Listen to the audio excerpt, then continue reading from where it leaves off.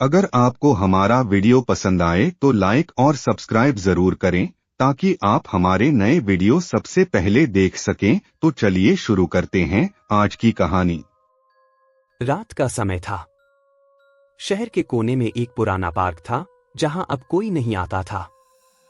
4 साल का छोटा बच्चा रोहन अपनी मां के साथ पार्क के पास से गुजर रहा था। अचानक उसने पार्क के अंदर एक लाल और सफेद कपड़े पहने हुए आदमी को देखा। उसकी आंखें बड़ी और भयानक थीं और उसका चेहरा सफेद रंग में रंगा हुआ था। यह एक जोकर था, लेकिन ऐसा जोकर जिसे देखकर हंसी नहीं बल्कि डर लगता था। रोहन ने अपनी मां से कहा, मां, देखो, वहां एक जोकर है। लेकिन उसकी मां ने देखा और कहा, कोई नहीं है रोहन, तुमने कुछ गलत देखा होगा। पर रोहन ने जोर दिया, मां, मैं सच कह रहा हूं, वो वहीं खड़ा है। मां ने इस बात को नजरअंदाज किया और रोहन को खींचते हुए घर की तरफ बढ़ गई। लेकिन रोहन की नजरें लगातार उस जोकर पर टिकी रहीं। वो जोकर अब हिलने लगा, उसकी आंखें रोहन पर टिकी थीं। जैसे जैसे रोहन और उसकी मां आगे बढ़ते गए, जोकर उनके पीछे पीछे चलता गया। मां को कुछ महसूस नहीं हुआ, लेकिन रोहन के दिल में अजीब सा डर समा गया। रात को सोते समय भी रोहन उस जोकर के बारे में सोचता रहा। उसे ऐसा महसूस हुआ जैसे कोई उसके कमरे में खड़ा है और उसे देख रहा है। उसने धीरे से आंखें खोली और देखा कि वही भयानक जोकर उसके बिस्तर के पास खड़ा है। जोकर की डरावनी मुस्कान उसके होंठ-होंठ पर फैली हुई थी।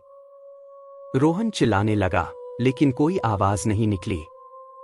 जोकर ने धीरे धीरे अपना हाथ बढ़ाया और रोहन के चेहरे को छूने लगा। लेकिन तभी रोहन की मां कमरे में आई और बत्ती जलाई। जोकर गायब हो चुका था। रोहन का पूरा शरीर पसीने से भीग चुका था। मां ने रोहन को सुलाया और उसे ढांढस बंधाया कि यह सिर्फ एक बुरा सपना था। लेकिन रोहन जानता था कि यह सपना नहीं था। वो जोकर सचमुच उसके पीछे था। अगले दिन रोहन स्कूल गया, लेकिन वह बहुत डरा हुआ था। पूरे दिन उसके मन में वही जोकर घूमता रहा। छुट्टी के बाद जब वह घर लौट रहा था, तो उसने देखा कि वही जोकर स्कूल के बाहर खड़ा है। उसकी आंखें लाल थीं और वो मुस्कुरा रहा था। रोहन ने घबराकर अपनी मां को फोन किया, लेकिन कॉल नहीं लगी।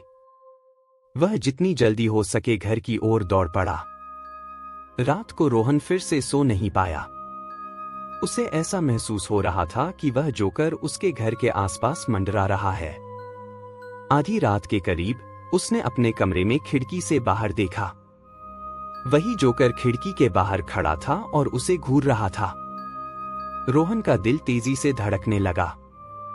उसने अपने कमरे का दरवाजा बंद कर लिया और बिस्तर के नीचे छिप गया। परंतु उसे जो आवाजें सुनाई दे रही थीं, वे बहुत ही डरावनी थीं। जोकर की हंसी पूरे घर में गूंज रही थी।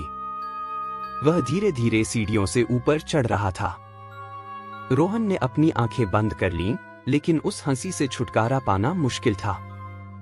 अचानक उसके कमरे का दरवाजा धीरे धीरे खुला। जोकर अंदर आया, उसकी आंखें आग की तरह चमक रही थी। उसने अपने लंबे नाखूनों वाले हाथ रोहन की ओर बढ़ाए।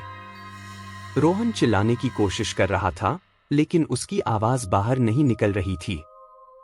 जोकर ने उसे उठाया और अपनी बड़ी, भयावह मुस्कान के साथ उसकी तरफ देखा। रोहन का दिल तेजी से धड़क रहा था और उसकी आंखें डर के मारे बंद हो गईं।